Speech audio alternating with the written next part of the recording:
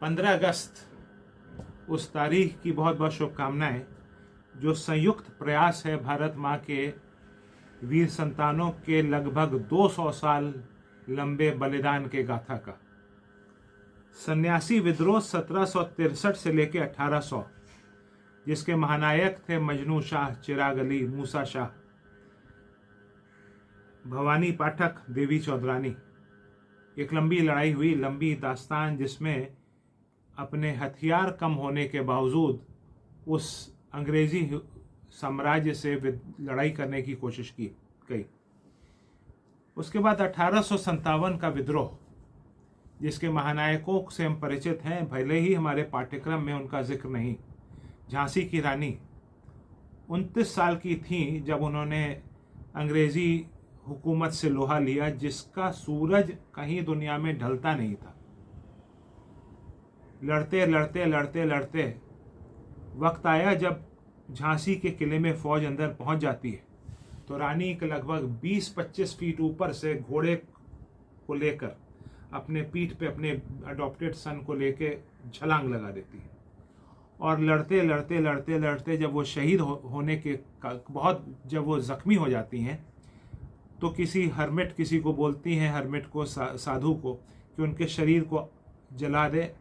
और वो इस तरीके से जलने के दर्द के साथ वीरगति को प्राप्त हुई। मंगल पांडे, अजीमुल्लाह खां, सब बड़े बड़े नायक। बाबू कुंवर सिंह 80 साल का एक योद्धा, जगदीशपुर से निकला हुआ, वो अंग्रेजी हुकूमत से लड़ता है। जब बहुत सारे राजा, हम जानते हैं कि वो सरेंडर कर चुके हैं, बहुत से राजा उनको गिफ्ट देते रहते हैं अंग्रेज़ों को, लेकिन बाबू कुंवर सिंह, छोटी सी रियासत के मालिक, वे सोचते हैं अंग्रेज़ों से हुकूमत से लोहा लें। और वे लड़ते लड़ते जब गंगा जी पे युद्ध चल रहा है और अंग्रेज़ी फ़ौज उनके पास पहुंच रही है तो उनके बाएं हाथ में गोली लगती है, तो वो अपने बाएं हाथ को तलवार से काट के गंगा जी के भेंट चढ़ा देते हैं। और उसके बाद भी वो ज़ख्मी हालत में जीतते भी हैं। अपने किले पहुंचते हैं जगदीशपुर में, और कैप्टन ले गार्ड या ग्रैंड उस व्यक्ति का नाम है जिसकी लेड फोर्स को वो हराते हैं, तात्या तोपे। उनके बेटे ने लिखा, एक उनकी पुस्तक है ऑपरेशन रेड लोटस में, बेटे ने, उनके डिसेंडेंट पराग तोपे ने लिखा कि उस समय चपाती यानी रोटी और कमल का इस्तेमाल एक कोड वर्ड की तरह किया गया हमारे उन शूरवीरों के द्वारा जिन्होंने बगावत रखी अंग्रेज़ों के खिलाफ। रोटी के बारे में उन्होंने लिखा कि रोटी गांव दर गांव रातों रात घूमती थी। जिस गांव में वो रोटी को एक्सेप्ट किया जाता था उस गांव का माना जाता था कि वो संग्राम में साथ में है। और जब ये अंग्रेज़ी हुकूमत के खिलाफ लड़ने वाले लोग वहाँ से गुजरेंगे तो उनके लिए वो लोग खाना बनाएंगे। लोटस का ये था कि लोटस के बारे में बताया गया कि लोटस का जो स्टॉक है, यानी उसका जो वो डंडा है, उसको प्लाटून माना गया, वो प्लाटून को रिप्रेजेंट करता था। और जो उसके जो पेटल्स हैं वो सोल्जर्स को रिप्रेजेंट करते हैं। और लोटस को घुमाया जाता था फौजियों के बीच, और हर सोल्जर को बोला जाता था कि एक पेटल तोड़े। जितने पेटल्स बचते थे उस पे डिपेंड करता था कि आपके पास कितने फौजी साथ में हैं। यानी 1857 का मुक्ति संग्राम में बावजूद इसके कि हमारे शूरवीर नायकों के पास हथियार नहीं थे, मॉडर्न वेपन्स नहीं थे, अंग्रेज़ी फौज के पास थे एनफील्ड गन्स और बेहतरीन आर्टिलरी, और हमारे पास थे तलवारें, तीर भाले और हाँ देसी बनाए गए पिस्तौलें। कहाँ टिकती उस अंग्रेज़ी फ़ौज के वेल ऑर्गेनाइज स्ट्रक्चर के सामने, बहुत बेहतरीन वेपनरी के सामने। लेकिन फिर भी भारत माँ की उन वीर संतानों ने अंग्रेज़ी हुकूमत को उखाड़ फेंकने की पूरी शिद्दत से प्रयास किया और ये लड़ाई चलती रही। उसके बाद आया 1947। 1947 के हीरोज़ को हम लोग अच्छे से जानते हैं। बाल गंगाधर तिलक, सुभाष चंद्र बोस, महात्मा गांधी, लाल बहादुर शास्त्री, भगत सिंह, राजगुरु, सुखदेव, अशफाकुल्ला खां, इन तमाम लोगों ने इतनी कुर्बानियां दी। सुभाष चंद्र बोस जी चाहते तो आईसीएस ऑफिसर बन सकते थे। आप सब जानते हैं कि उन्होंने आईसीएस एग्जाम को क्वालिफाई किया।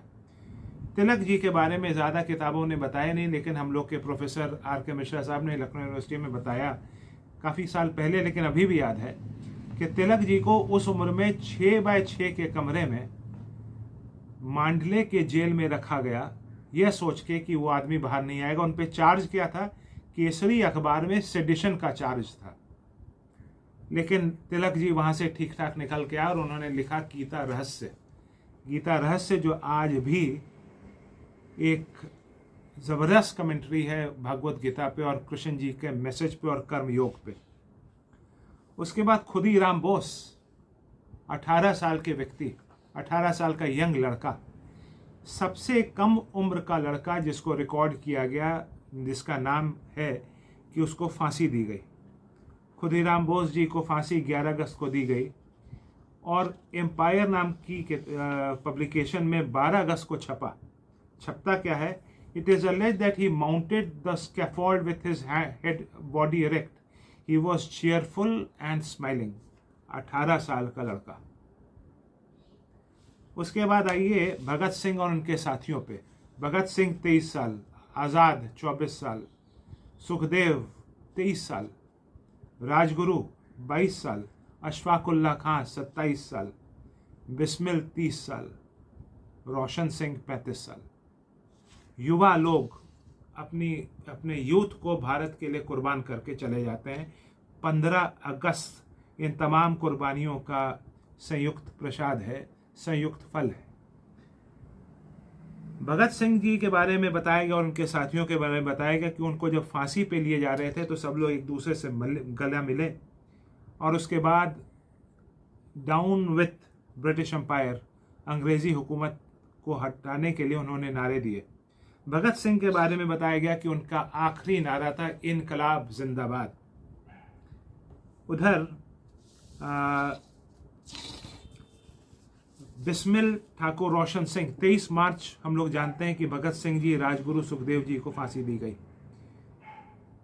3 और मित्र ठाकुर रोशन सिंह, अशफाकुल्ला खां, बिस्मिल, अंग्रेजी हुकूमत ने इतनी डरी हुई कि उनको 3 अलग अलग जेल में फांसी दी गई। ठाकुर रोशन सिंह को नैनी इलाहाबाद में, अशफाकुल्ला खां साहब को फैजाबाद, राम प्रसाद बिस्मिल को गोरखपुर। और इन सभी क्रांतिकारी वीरों ने, सभी भारत माँ के शूरवीर संतानों ने बहुत हंसते हंसते मौत को गले लगाया। बिस्मिल जी की आखिरी लाइन थी, सरफरोशी की तमन्ना अब हमारे दिल में है, देखना है जोर कितना बाजुए कातिल में है। और उन्होंने पहले लिखा था, यदि देश के हित में मरना पड़े मुझको सहस्त्रों बार भी, तो भी न मैं इस कष्ट को निज ध्यान में लाऊं कभी। अजीब लोग थे, गजब लोग थे। है ईश भारतवर्ष में शतवार मेरा जन्म हो, कारण सदा ही मृत्यु का देशीय कारक कर्म हो। तो ये थे आज़ाद और उनके साथियों की लड़ाई। महात्मा गांधी जी के बारे में हम लोग जानते हैं कि उन्होंने पूरे भारत को चार्ज कर दिया, जब ना व्हाट्सएप था, ना सोशल मीडिया था, ना मीडिया का कोई साधन था, और उन्होंने हर जगह लोगों को चार्ज कर दिया। और सुभाष चंद्र बोस जी ने महात्मा गांधी के बारे में खुद कहा कि वो मिट्टी से क्रांतिकारी बना देते हैं। इतनी तमाम मेहनत के बाद, इतने तमाम कोशिशों के बाद, ऐसे में जब हमारे कई भारत माँ के संतानों को इस 200 साल लंबे यज्ञ के दौरान कुछ को तोप के माउथ के सामने बांधकर उनको दर्दनाक मौत दी गई, बहुत सारे क्रांतिवीरों को फांसी चढ़ा दी गई।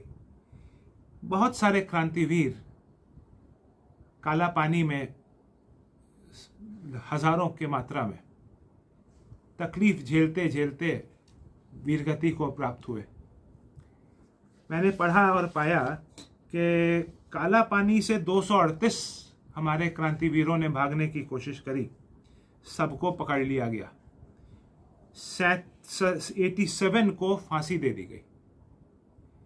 तो ये देखिए, आज ये दास्तान इसलिए कि 15 अगस्त एक यूनिक तारीख है पूरे साल में, जो 13 अगस्त और 16 अगस्त और 14 अगस्त एकदम अलग है, जो संयुक्त फल है उस 200 साल लंबे संघर्ष का, संग्राम का, यज्ञ का, जो हमारे क्रांतिवीरों ने 1763 से लेकर 1947 तक लगातार दिया, जिसमें अनेकों लोगों ने, जिनके नाम हम जानते हैं और जिनके नाम हम नहीं भी जानते हैं, अपने रक्त का बलिदान दिया, कुर्बानियां दी, परिवार को छोड़ के रहे, तकलीफें उठाई, यातनाएं झेली, फांसी लगी, तमाम तकलीफें उठाई, लेकिन बहुत मेहनत करने के बावजूद उन्होंने फिर भी अंग्रेज़ी हुकूमत के खिलाफ लड़ते रहे। तो ऐसे में आज की तारीख, एक तो अपने घर पे हम तिरंगा ज़रूर लगाएं, और दूसरा 3-4 छोटी छोटी चीज़ें समय निकाल के करें कि उन वीरों के सपनों का समृद्ध खुशहाल भारत बन सके। पहला, अपने घर के पड़ोस में एक दिन रात को मज़दूरों को जहाँ वो रेस्ट करते हैं वहाँ पे पढ़ाएं।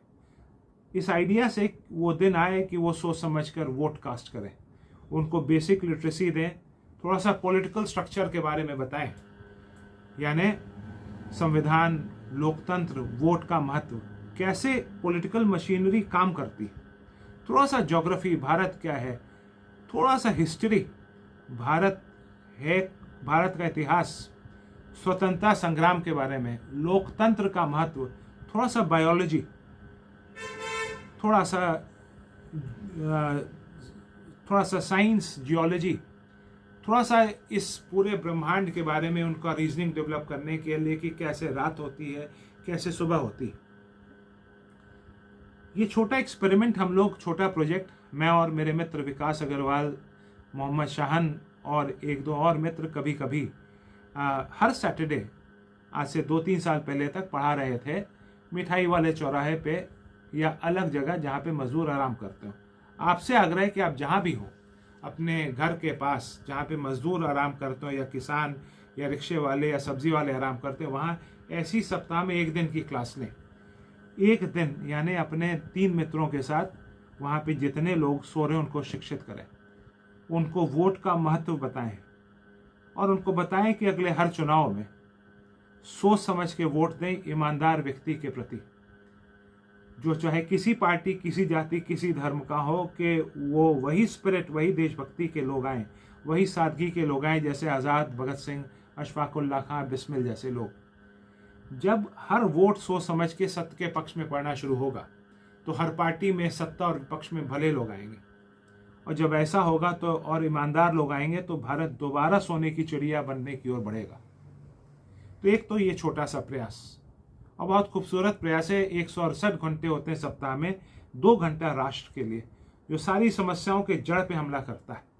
यानी जब सत्ता विपक्ष में भले लोग आते हैं, तो चाहे पर्यावरण के विषय हों, यानी कि खोखले होते पहाड़, काली बीमार पड़ती नदियाँ, गिरता पानी का जलस्तर, प्रदूषित हवा, या फिर अनएम्प्लॉयमेंट, एक्सपोर्ट्स में हमारा छोटा सा कंट्रीब्यूशन, स्वदेशी की आवाज़ का धीमा पड़ना, ये तमाम समस्याएं, या इवन क्राइम्स का बढ़ना, महिलाओं के खिलाफ अपराध का बढ़ना, ये तमाम समस्याओं के जड़ पे है कि सत्ता और विपक्ष में वैसे देशभक्त लोग, वैसे वैसे देश प्रेमी लोग नहीं पहुँचे।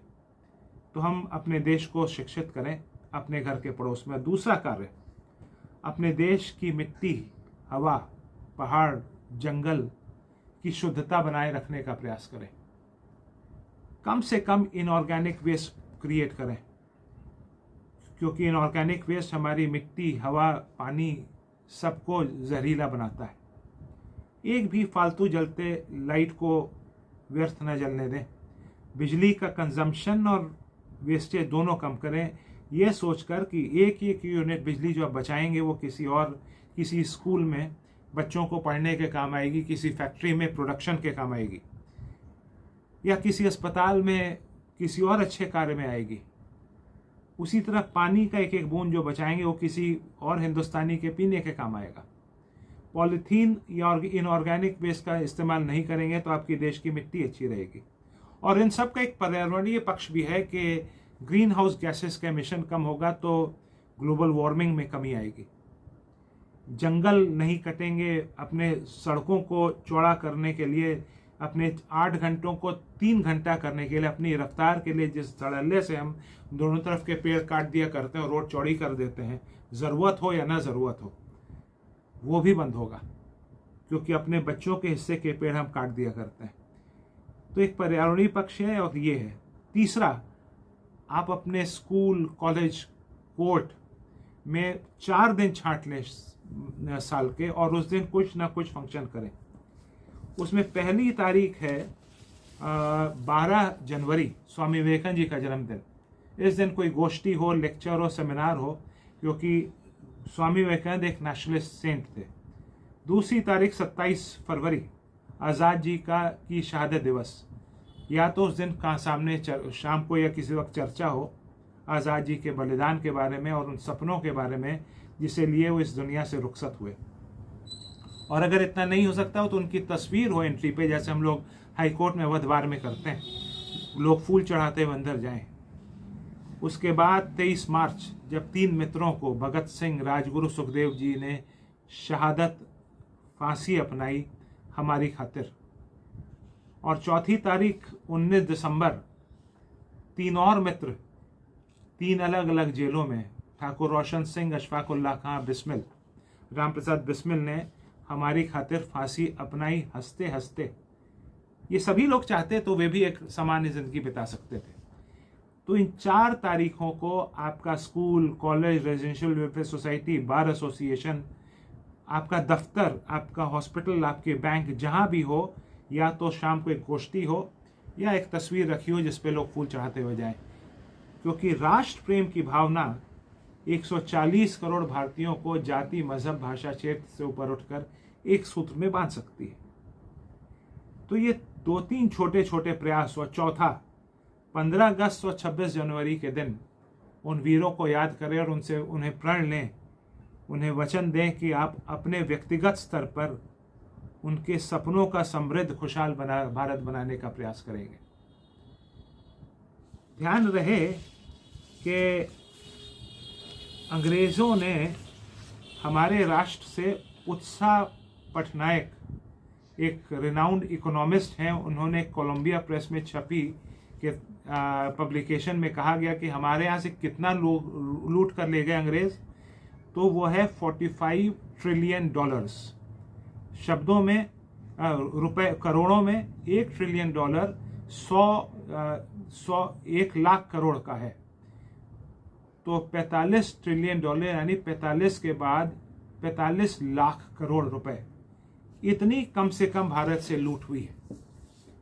तो वीडियो आपके पास जहां भी पहुंच रहा है, 15 अगस्त की तारीख कुछ ना कुछ खास अवश्य करें। अपने घर पे तिरंगा लगाएं, अपने घर के सामने, जैसे मैं यहाँ करता हूँ विश्वास खंड में, ऊंचे वॉइस में देशभक्ति के गाने बजाएं कि अगल बगल के सोए वो लोग जगें। दूसरा, उन क्रांतिवीरों को वचन दें कि उनके सपनों के भारत बनाएंगे। तीसरा, इतने मेहनत से 200 साल लंबे यज्ञ के बाद, जिसमें 18 साल का सबसे कम उम्र का वो बच्चा था जिसे फांसी दी गई, खुदीराम बोस, से लेके 80 साल के बाबू कुंवर सिंह, जो सबसे बुजुर्ग रहे होंगे जिन्होंने अंग्रेजी फौज के खिलाफ लड़ाई, बगावत करी, उन सभी लोगों की कुर्बानियों का वास्ता कि आप अपने व्यक्तिगत स्तर पर भारत को समृद्ध, खुशहाल और सशक्त बनाने का प्रयास करें। इतने जो 3-4 छोटी छोटी चीज़ें सुझाव दी, इतना तो आप कर ही सकते हैं। इतना अवश्य करें और अपने सुझाव हमें भेजें, क्योंकि दिख रहा ये है कि इतने कुर्बानियों के बाद आज़ाद हुआ देश जाति, मजहब, भाषा, क्षेत्र के नाम पर कई जगह बंटता दिखाई देता है।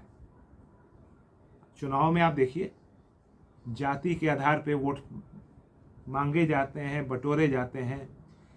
इलेक्शंस में कैंडिडेट्स को जाति के हिसाब से तय किया जाता है कि साहब यहाँ इस जाति का व्यक्ति खड़ा होगा।